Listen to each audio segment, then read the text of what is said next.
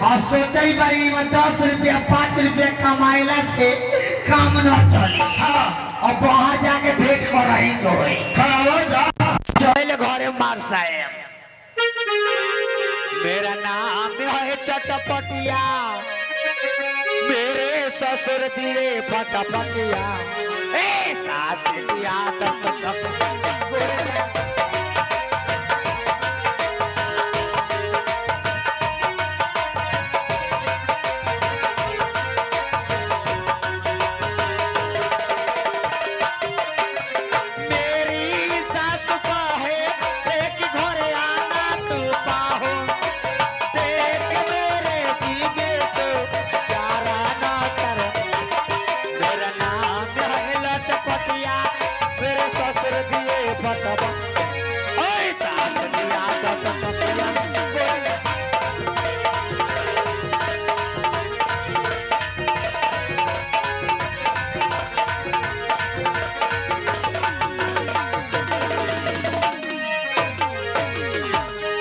चली